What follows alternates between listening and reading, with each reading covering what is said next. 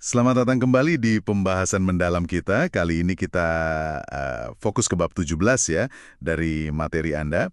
Ada satu taktik negosiasi yang, wah, lumayan berani nih. Iya, betul. Namanya taktik menarik kembali tawaran, atau kalau istilahnya, the withdrawing and offer gambit. Oke, nah ini kayaknya bukan buat negosiasi yang, ya, standar gitu ya, yang baik-baik aja. Betul sekali. Sumbernya jelas bilang ini dipakai kalau Anda ngerasa, lawan bicara tuh sengaja ngulur-ngulur waktu. Atau neken terus gitu ya, padahal kayaknya udah mau deal. Persis. Atau kalau Anda yakin mereka sebetulnya pengen sepakat, tapi yaitu masih coba peras keuntungan ekstra sampai tetes terakhir. Kebayang sih. Pernah nggak Anda ngerasa pas negosiasi itu kayak lagi digiling terus, padahal intinya udah oke? Nah, mungkin ini relevan ya. Nah, secara psikologis, ini mainnya dirasa takut kehilangan. Loss aversion, ya kan? Oh iya ya, rasa takut kehilangan lebih kuat daripada senengnya dapat sesuatu ya. Betul. Jadi, pas tawaran yang tadinya ada di meja, tiba-tiba ditarik, nilainya itu di mata pihak lain bisa langsung naik. Kenapa? Ya karena takut hilang itu tadi, jadi langka mendadak. Oke. Terus cara kerjanya gimana nih prakteknya? Cukup simpel sih sebenarnya. Anda atau pihak Anda ya, kasih tawaran. Terus pihak lain nolak atau nawar lebih rendah. Atau ya kelihatan ragu gitu. Oke, terus? Nah, mungkin besoknya nih, Anda balik lagi. Dan secara formal bilang kalau tawaran kemarin ditarik. Ditarik gitu aja. Alasannya? Biasanya sih pakai alasan diplomatis ya, kayak, wah maaf nih situasinya ternyata udah berubah gitu. Oke. Ada contohnya nggak di materi? Biar lebih kebayang. Ada. Misalnya gini, bayangin ada grup temen patungan beli kabin. Ternyata biaya perawatannya mahal. Salah satu dari Anda mau jual bagian Anda. Oke, saya mau jual bagian saya. Terus, perwakilan grup datang nawar katakanlah $20.000 buat bagian Anda. Nah, saya sebagai penjual, gimana reaksinya? Mungkin pakai taktik flinch dulu ya, yang dibahas di bab lain, kayak kaget gitu. Bisa banget.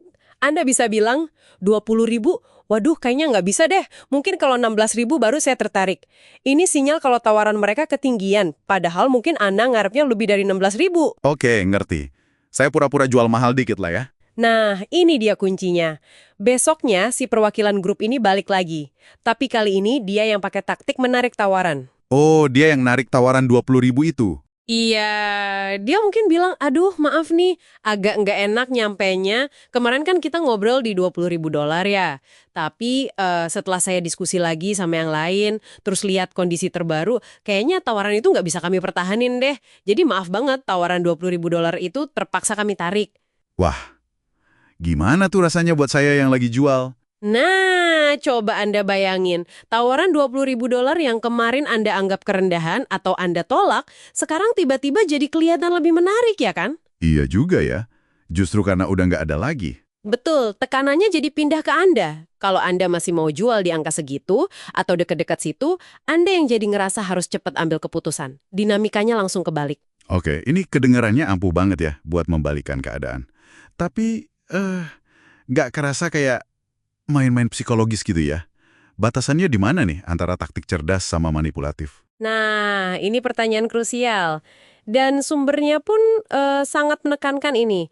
Risikonya tinggi kalau dipakai sembarangan. Bisa merusak kepercayaan. Jadi, Makanya cuma disarankan kalau Anda udah yakin banget pihak lain tuh negosiasinya nggak tulus. Udah nggak bener lah cara mainnya. oh jadi ini kayak senjata pamungkas gitu ya? Bukan buat negosiasi sehari-hari yang sehat. Tepat.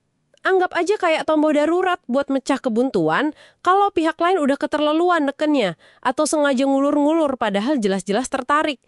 Batasannya tipis memang, jadi butuh penilaian situasi yang hati-hati banget. Oke, jadi ini bukan semata-mata soal dapat harga terbaik ya, tapi lebih ke upaya, gimana ya, nyelesain negosiasi yang macet karena pihak lain nggak fair. Bisa dibilang gitu. Fokusnya geser dari sekedar maksimalin hasil, jadi lebih ke gimana caranya biar deadlock ini selesai dan ada keputusan. Caranya ya dengan membuat urgensi itu tadi ya. Iya, urgensi dan kelangkaan. Itu maksa pihak lain mikir ulang. Yang tadinya mikir, bisa dapat lebih murah berapa lagi nih? Jadi mikir, waduh, jangan sampai deal ini lepas.